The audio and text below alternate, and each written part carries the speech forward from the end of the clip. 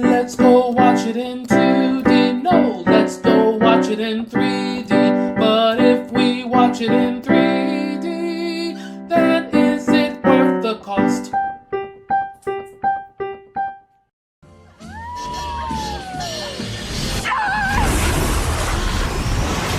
Megalodon. Massive prehistoric killing machine. What you discovered is bigger than we ever thought possible.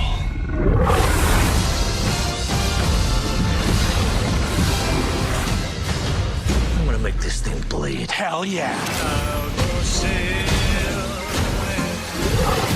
The Meg, rated PG-13. Welcome to 3D or 2D. This is Jake Jarvis. This episode, we're reviewing The Meg. Now on to the 3D. The underwater photography is pretty murky for most of the film, making the 3D effects almost non-existent for long stretches of the movie. There's lots of depth, going back, but there's very little done with it. I mean, the camera angles aren't used to maximize the depth. There's some few scenes here with some nice pop-outs. And there was an attempt to do one, the beach attack scene, that if they had executed it, it would have been awesome. But they didn't execute it very well, and it didn't pop. There were some water bubbles that looked really nice, but that's not worth the extra expense of a 3D ticket. Final verdict: weak 3D, 2D recommended only. If you're gonna see this, 2D. Don't spend the bucks for the 3D. After these messages, we'll be right back.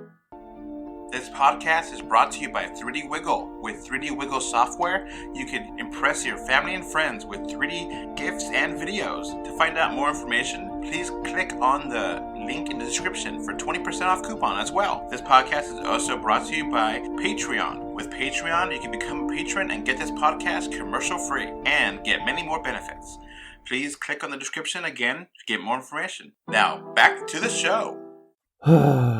Every couple of years, Hollywood unleashes yet another shark movie, usually in August. They tend to be silly like Jaws 3D or Deep Blue Sea, or they tend to be suspenseful like Jaws or The Shallows. The problem with The Meg, it can't decide which lane it's in, and it fails to be silly or suspenseful. This movie had all the ingredients to be a hybrid of the two shark film tropes, but it failed in its delivery beyond some very good jump scares. And this is probably because they chose to go with a PG-13 rating. Yeah, for a shark movie, there's very little gore.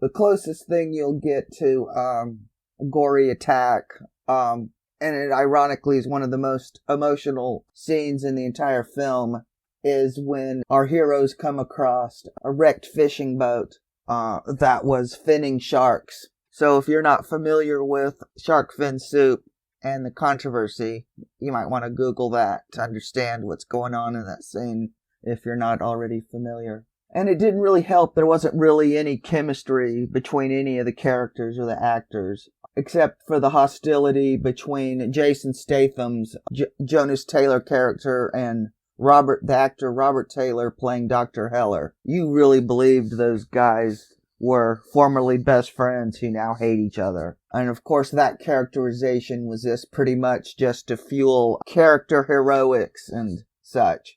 There's not a whole lot of suspense in this movie. You'll figure out in 5 minutes who's gonna live and who's gonna die. There's not really any surprises. And I don't have to tell you about the dog Pippin. You know what happens to the dog Pippin. Nothing. And Paige Kennedy plays a DJ, a character who's a parrot away from being LL Cool J's character in Deep Blue Sea. And Bing Bing Lee plays a kick-ass single mom scientist who flirts with Jason Statham and has to be rescued a few times. Pretty much everybody in this movie's plot chum.